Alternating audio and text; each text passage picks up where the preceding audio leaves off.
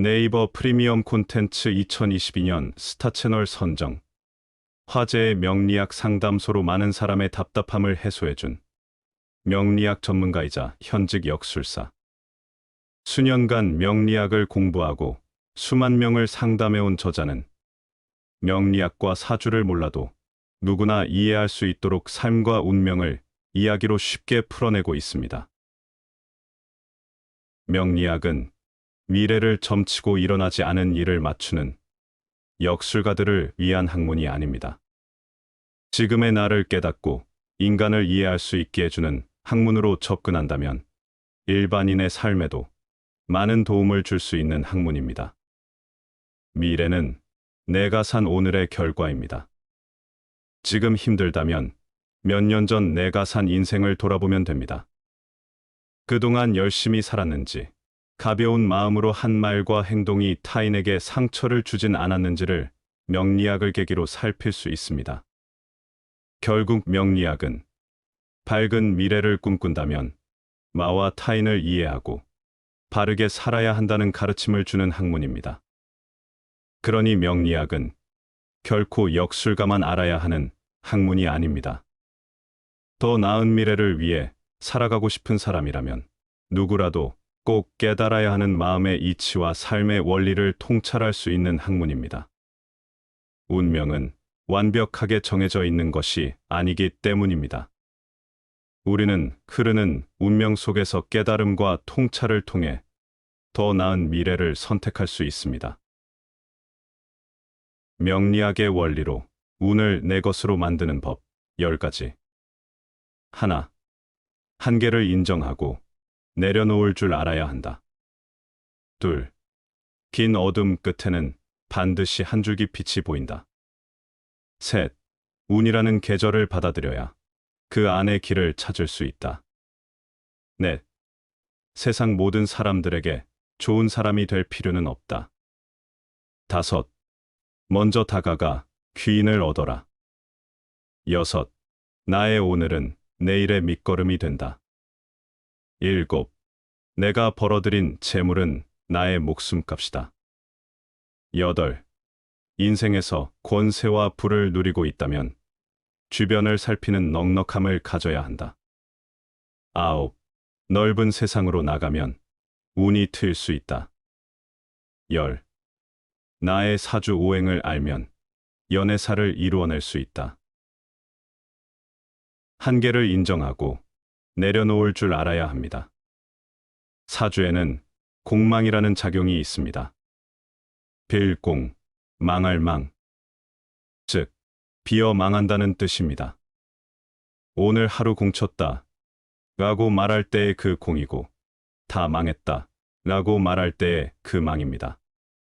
하루 종일 손님 한 명 없던 장사를 마감하며 가게 사장은 오늘 하루 공쳤다 라고 말합니다.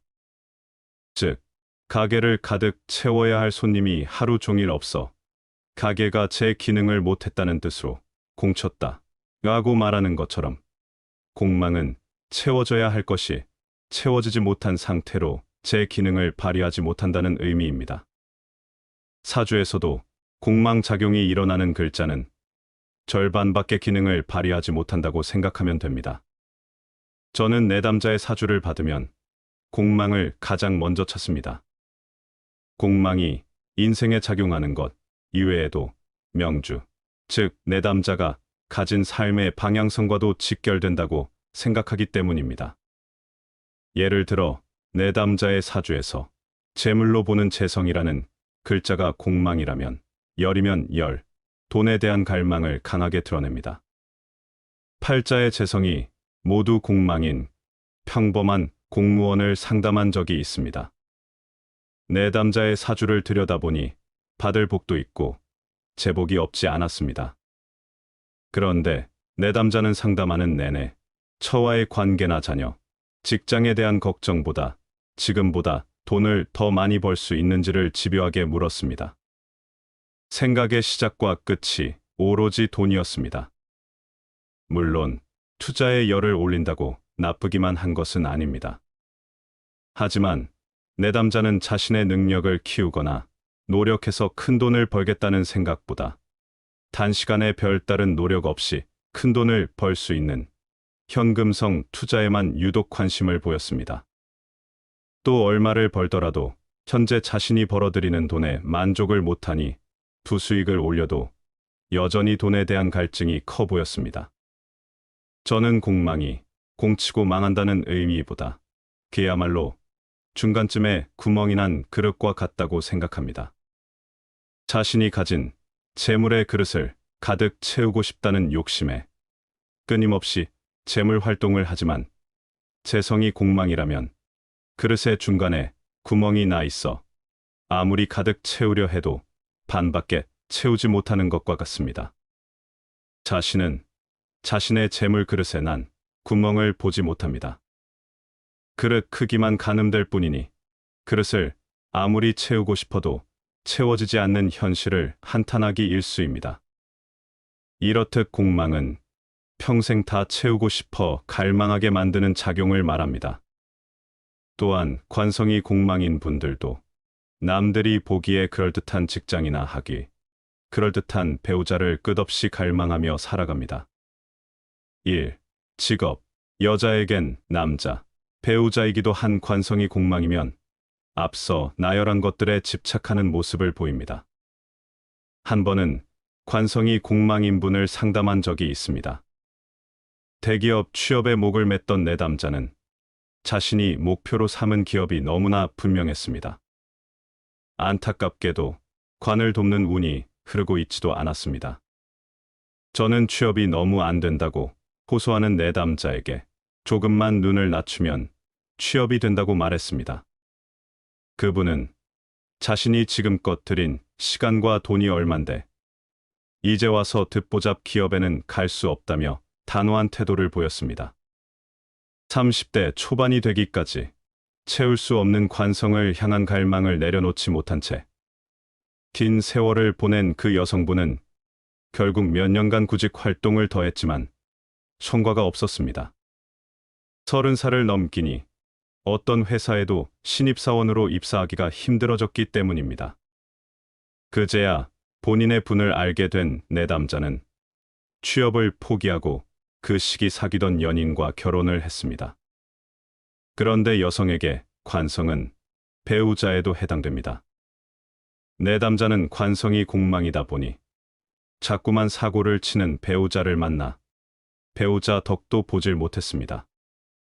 그러다 보니 자신이 고만고만한 직장이라도 취업했다면 지금의 배우자를 만나지 않았을 거라고 한탄했습니다.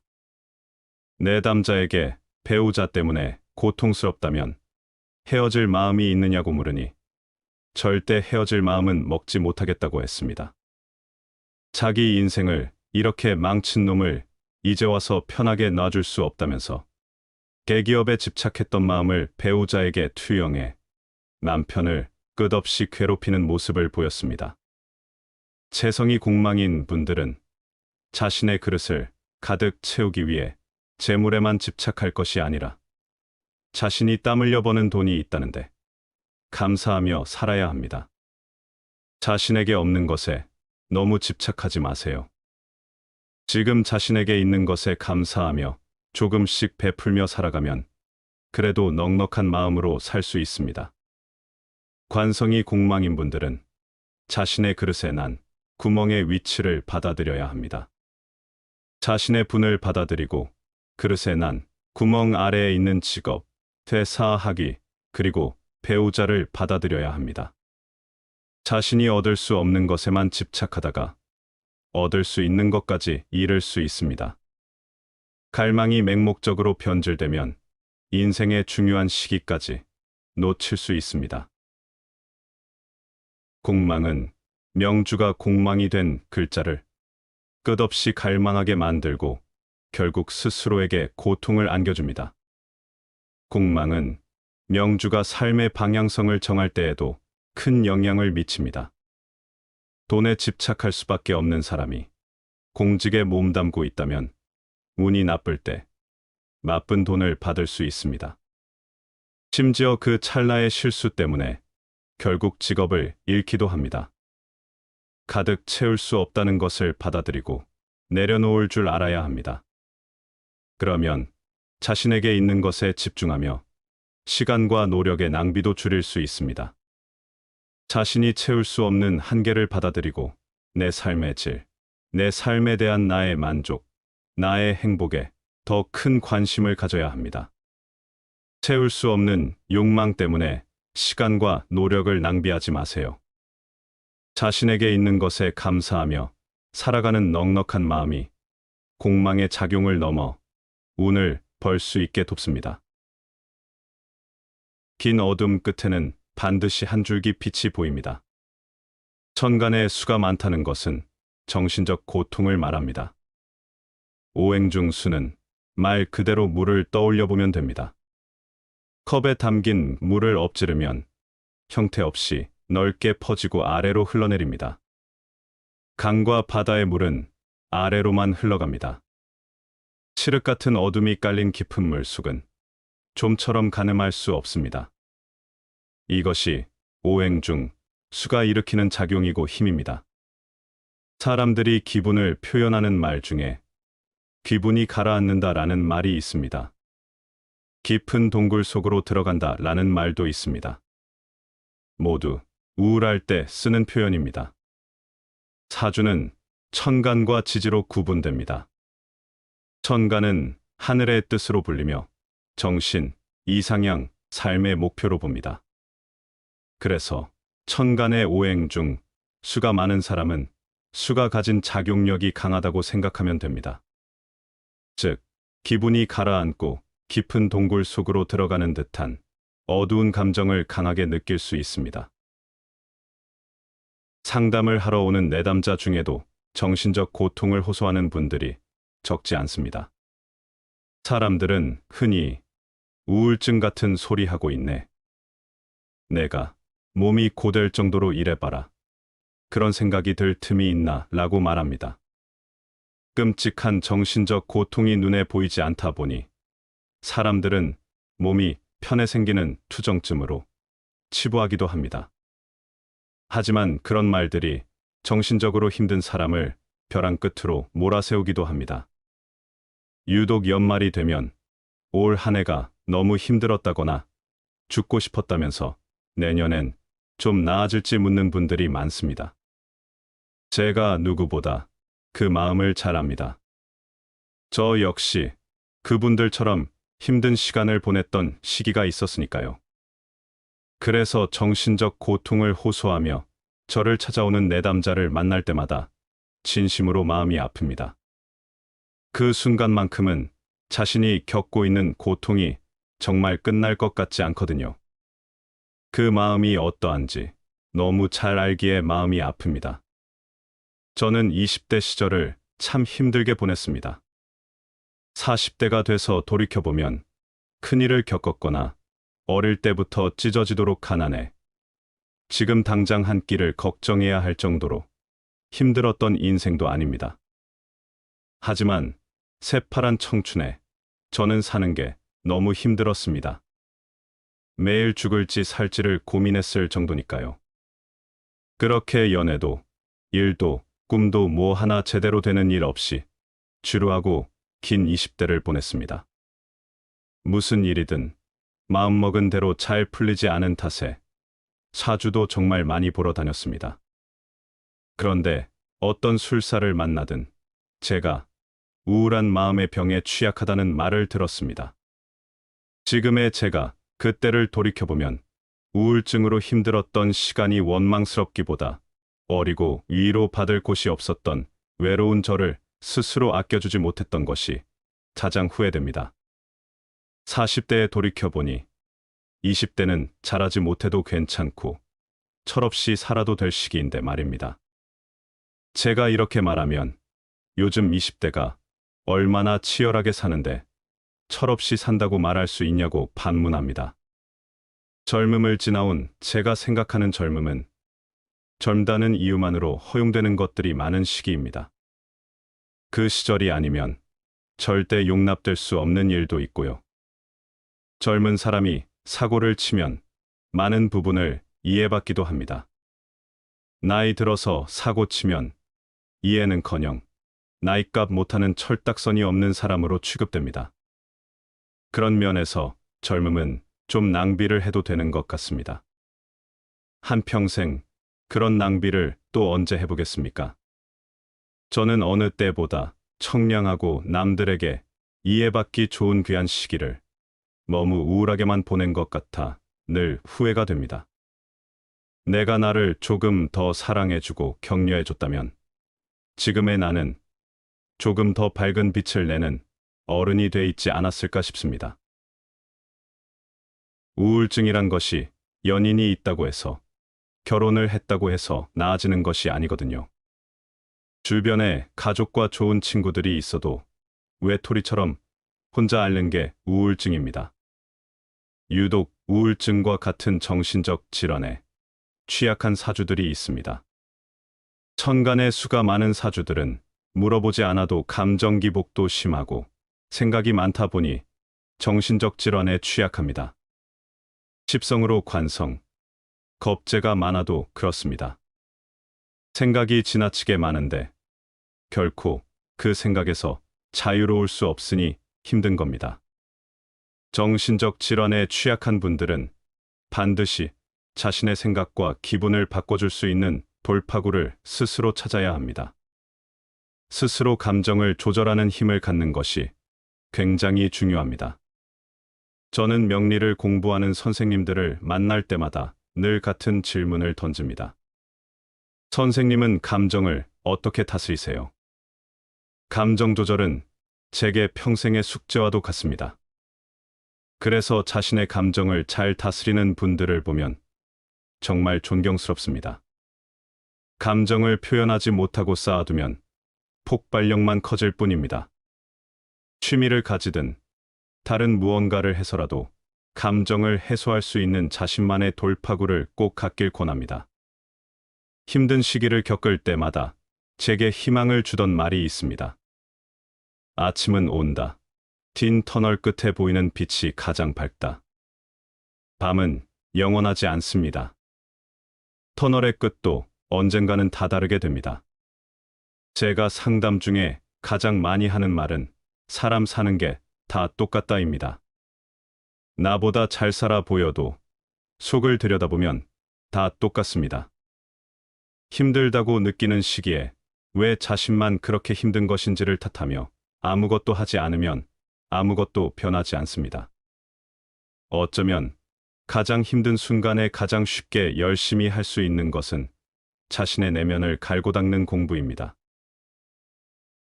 저의 천간은 개인병계, 오행으로는 수, 십성으로는 겁재로 가득합니다. 저는 어린 시절 강압적이고 도무지 소통할 수 없을 만큼 일방적인 부모님께 이해받지 못한다는 생각에 끝없이 힘들었습니다. 성인이 돼서는 이루고 싶은 꿈을 좇으며 힘든 시기를 보냈습니다. 제가 그토록 꿈을 쫓았던 이유는 어쩌면 이해받고 싶다는 간절함이었던 것 같습니다. 천간의 수가 아무리 많아도 수의 설기처인 간목을 만나면 그 많은 어둠의 수를 흡수시킵니다. 즉, 천간을 이루는 갑을병정, 무기경신 임계, 돌고 돌듯 시간은 흐르고 운 또한 돌고 돈다는 말입니다. 끝나지 않을 것 같아도 끝나는 날은 결국 옵니다.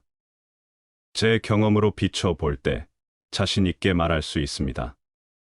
제게도 힘든 운이 흐르던 시기가 있었고 그때 명리학이 제게 위안을 줬습니다.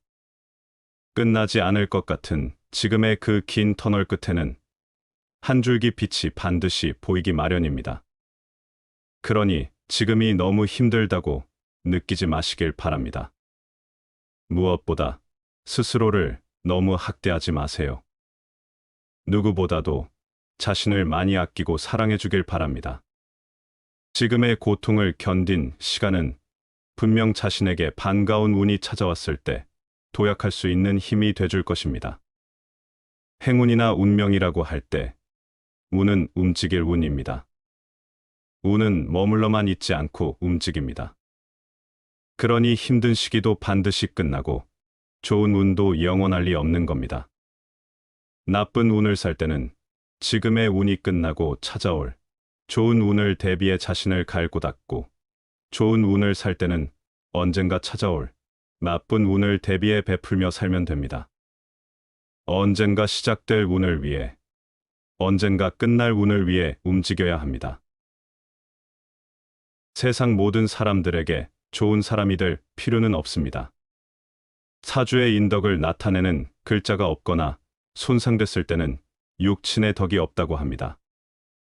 예를 들어 엄마를 나타내는 인성이라는 글자가 없는 무인성 사주라면 엄마 덕이 없다고 봅니다.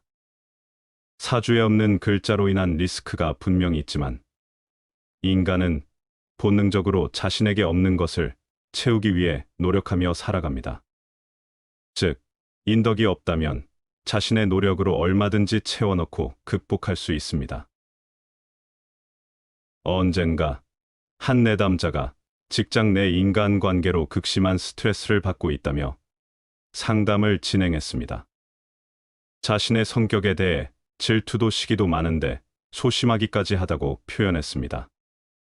고해성사 같은 이야기를 꺼내는 바람에 첫 상담부터 시간을 넘길 정도였습니다. 이후에도 마음이 답답했는지 3번이나 저를 찾아왔습니다. 특히 이직 후에 새롭게 만난 동료들과의 관계 때문에 여전히 힘들어했습니다.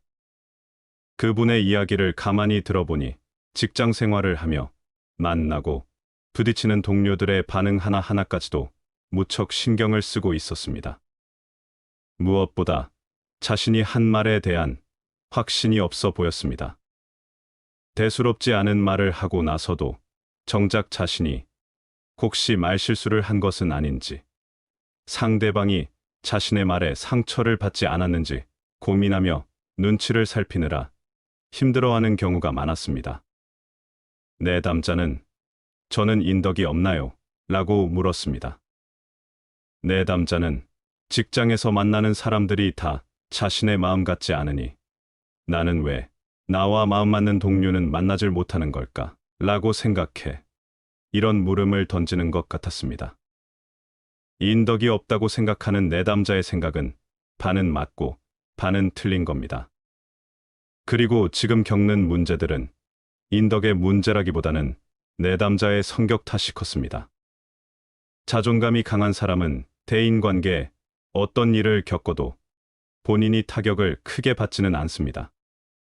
자발적인 고립을 하기도 하고 상대방이 싫으면 안 보면 그만이라고 생각해 오히려 직장을 박차고 나오는 등 먼저 선을 그어버립니다. 상처받을 일이 없다기보다 무조건 내 탓으로만 생각하지 않으니 행동이 앞설 수 있는 겁니다. 그것의 좋고 나쁨을 떠나서요. 인간관계 때문에 혼자 끙끙 앓는 사람은 대체로 소심하다고 말하는 성격을 가진 분들입니다. 그런 분들이 고통스러운 건 그때그때 자신의 감정이나 의견을 제대로 표현하지 못했기 때문입니다. 상대방에게 하고 싶은 말을 하지 못하고 참으면 시간이 지나면 지날수록 후회가 커지고 결국 피해의식으로 남습니다. 이런 과정에서 상대방과의 대화나 교류 없이 온전히 혼자서만 끙끙 앓는 식으로 이어질 때 문제가 발생합니다. 자신의 생각과 감정을 표현할 타이밍을 놓쳤기 때문입니다. 경우에 따라서는 좋지 않은 감정들이 쌓이고 쌓여 결국 억울함만 남아 화병까지 키우게 됩니다. 감정을 남김없이 표현한다고 해서 좋은 건 아니지만 다스려지지 않은 감정들을 억누르기만 하는 것도 좋지 않습니다. 감정을 억누르는 것은 다른 누구도 아닌 스스로가 자신을 감정적으로 혹사시키는 가혹행위라고 생각합니다. 스스로 소심하다거나 할 말을 못하고 산다고 생각하는 사람들은 상대의 행동이나 반응에 초연해질 필요가 있습니다. 상대방의 행동과 말 하나하나에 의미를 부여하고 혹시 저 사람이 나를 나쁘게 보는 건 아닐지 지나치게 의식한다면 결코 인간관계에 도움이 되지 않습니다. 눈치를 보는 행위 자체가 스스로를 을의 입장으로 만들어버리는 행동입니다. 관계를 개선하고 싶다면 먼저 나 자신의 행동과 말에 자신감을 가질 필요가 있습니다. 무조건 상대의 눈치를 보고 맞출 게 아니라 무엇이 문제인지부터 정확히 알 필요가 있습니다. 정말로 상대가 자신과의 관계에서 문제를 느끼는지부터 짚어봐야겠지요. 살아가면서 늘 좋은 사람이 되어야 할까요? 누구라도 세상 모든 사람에게 좋은 사람으로 살아갈 순 없습니다. 어차피 타인에 대한 평가는 주관적입니다. 인간에 대한 판단은 절대적 1인칭 시점에서 이루어집니다. 내가 다른 누군가에겐 항상 좋은 사람일 수는 없습니다. 다른 누군가와는 관계가 틀어져 천하의 나쁜 사람으로 살아갈 수 있는 겁니다.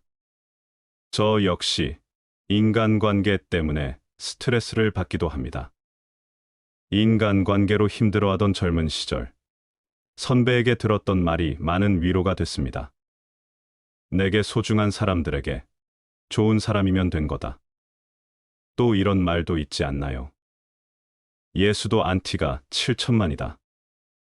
인간관계는 직장인에게 때려야 뗄 수 없는 숙명과도 같은 문제지만 인간관계에 초연해질 필요가 있습니다. 인연인 사람은 내 곁에 남게 되고 인연이 아닌 사람은 떠나갑니다. 연인 사이에만 인연이 존재하는 건 아닙니다. 사람 사이의 관계가 다 그렇습니다. 처세를 나쁘게 하고 살라는 이야기가 아닙니다. 내 마음도 내 마음대로 안 되는데 남의 마음이 어디 내 마음대로 다 될까요? 내게 등을 돌린 사람이 있다고 해서 나라는 존재 자체가 모두에게 나쁜 사람은 아니라는 겁니다. 그저 나와는 맞지 않은 사람, 나와는 인연이 아닌 사람일 수 있는 겁니다. 내게 등을 돌리는 사람들에겐 때론 초연한 마음도 필요하다고 봅니다. 만인의 연인이 될 수 없듯이 만인의 친구도 만인의 동료도 될 수는 없습니다. 내 곁에서 나와 인연을 이어나가는 소중한 사람들이 있습니다. 그리고 묵은 인연을 청산하면 새 인연이 또 오기 마련입니다. 그러니 내 곁에 있는 소중한 사람에게 집중해 보세요. 그 사람들 눈에 비친 나의 모습은 좋은 사람입니다. 먼저 다가가 귀인을 얻으세요. 사람들은 나이를 먹어가는 과정에서 자연스럽게 노년을 홀로 외롭게 보내지 않을까 걱정합니다. 늙고 병들어 도움이 필요할 때 나를 도와줄 사람, 인덕을 본능적으로 원하게 되는 것이라 생각합니다. 인덕은 결국 어려움이나 곤경에 처한 나를 돕는 귀인을 말합니다. 그런데 이 인덕을 얻는다는 것 자체가 결국 내 처세에 달렸습니다. 자신의 사주의 인덕이 부족하다면 이를 보완할 수 있는 개운법을 실천하고 살아가는 것만으로도 이미 달라지고 있는지도 모릅니다. 역학에서 인덕은 자주 언급됩니다. 남녀노소를 막론하고 많은 사람이 원하는 덕목 중 하나이기도 합니다. 인덕의 사전적 의미는 다른 사람의 도움을 많이 받는 복입니다. 역학에서 인덕이 없다는 것은 사주에 비겁이 없고 인성이 없을 경우를 말합니다. 비겁은 비견과 겁재를 의미합니다. 비견은 견줄비, 어깨견, 즉 나와 어깨를 나란히 하는 사람, 동료, 친구들이고 겁재는 빼앗을 겁, 재물재, 즉 나의 재물을 두고 뺏고 뺏기는 경쟁을 해야 하는 사람들입니다. 결국 살면서 만나는 대부분의 사람들이 비겁에 해당됩니다. 인성은 나라는 일간에 힘을 실어주는 역할이자 어머니로 봅니다. 자신의 사주에 비겁, 인성이 모두 있다면 살면서 부모, 형제는 물론 사회에서 만나는 모든 사람이 내 삶에 늘 존재한다는 의미입니다. 그들에게 도움을 받을 수 있고 또 자신이 도움을 줄 수도 있습니다. 비겁과 인성이 없는 분들은 소위 마당발처럼 인간관계가 넓지 않습니다. 자신에겐 많은 친구나 넓은 인맥은 필요 없다고 생각하는 사람도 많습니다. 설령 친구나 인맥이 있다 해도 모두 만나며 살지도 못하고 귀찮게 생각해 마음이 맞는 친구 몇 명을 두고 지내는 사람도 많습니다. 만약 사회생활을 하지 않고 친구들만 만나며 지내는 인생이라면 고민할 일이 전혀 없을 겁니다. 하지만 자신의 사주에 비겁과 인성이 없는 분들은 사회생활을 하면서 만나는 비겁들 때문에 힘들어합니다. 직장에서는 팀원들과 잘 지내지 못해 덧돌기도 하고 자영업을 할 경우에는 단골을 만드는 것을 어려워하기도 합니다. 또 이런 분들은 적극적으로 나서는 추진력도 부족합니다. 눈치가 좀 없을 수 있는데 그마저도 자신이 인지하지 못하는 편입니다. 말 주변이 없어 타인에게 거슬리는 말투나 행동을 하지만 정작 자신은 이유를 잘 모릅니다. 어쩌면 인덕이 없다는 것은 결국 자신의 성향과 행동에서 비롯된 결과일 수 있습니다. 자신의 사주에 비겁과 인성이 없다면 스스로가 적극적으로 타인과의 관계를 만들어가는 힘이 부족할 수 있습니다. 사주에 비겁과 인성이 없어 인연을 만들어가는 힘이 부족하다면 인연의 도움을 받아야 하는 운이 찾아왔을 때 도움 하나 받을 수 없습니다. 심지어 자신의 것을 빼앗아 가기만 하는 사람들 때문에 힘들 수 있습니다. 그러니 평소 주변 사람들을 한 명 한 명 대하는 자세를 신경 쓰면 좋습니다. 제 상담 경험상 비겁이 없는 분들은 타인의 일에 무관심합니다. 타인의 일에 감정이입이 잘 되지 않고 발벗고 나서서 도우려는 의사를 내비치는 일에도 굉장히 소극적인 편입니다. 이런 분들은 조금 귀찮고 번거롭더라도 평소에 인맥 관리를 조금씩이라도 해두면 도움이 됩니다. 인맥 관리는 대단한 일이 아닙니다. 만약 누군가를 만나 밝고 좋은 기운을 느낀다면 본능적으로 그 사람에게 끌린 것일 수 있습니다. 이것을 운명 혹은 인연이라 합니다. 경조사나 명절에 안부를 묻거나 챙기는 정도만 해도 인연의 끈이 완전히 끊어지지 않습니다. 밸런타인데이나 화이트데이와 같은 이벤트를 핑계로 함께 일하는 동료에게 작은 선물을 나누는 정도로도 충분합니다. 작은 초콜릿, 사탕 하나이지만 주는 사람도 받는 사람도 그 순간에는 작은 행복을 느낄 수 있으니까요. 간혹 이런 이벤트를 상술로 폄하하는 분들도 있지만 서로 작은 행복을 느낀다면 충분한 가치가 있습니다. 하지만 비겁과 인성이 없는 분들은 주변 사람들을 위해 작은 선물 정도도 잘 챙기지 못합니다. 밸런타인데이나 화이트데이 같은 날들을 기억하고 신경 쓰는 것 자체를 어려워하는 분도 많습니다. 만약 상대방의 도움이 필요한 순간이 찾아오면 평소 인연을 잘 쌓아두지 않은 자신의 결점이 드러나고 말 겁니다. 사실 우리는 자신에게 없는 것을 얻기 위해 평생 노력하며 살아갑니다. 학생이라면 학위를 얻기 위해 시간과 노력을 들여 열심히 공부할 것이고, 사회생활을 하는 사람이라면 돈을 벌기 위해 악착같이 일합니다. 또 인생을 함께 살아갈 배우자를 얻기 위해 노력합니다. 모두 다 자신에게 없는 것을 얻기 위한 노력들입니다. 현재 자신에게 무언가가 없다고 해서 영원히 갖지 못하리라는 법은 없습니다. 자신의 노력 여하에 따라 조금씩 채워가면 자신이 원하는 것을 얻을 수 있습니다. 누구나 어릴 때에는 아무것도 가진 것이 없지만 자라는 동안 많은 것들을 얻기 위해 노력합니다. 또 세상은 혼자 살아갈 수 있는 세상이 아닙니다. 돈을 벌기 위해 조직에 몸담거나 조직을 이끌어 나가려면 자신을 도와줄 타인이 필요합니다. 자영업자가 장사를 할 때도 손님이라는 타인이 필요합니다. 결국 자신이 먹고 살아가고자 한다면 타인이 필요하다는 이야기입니다.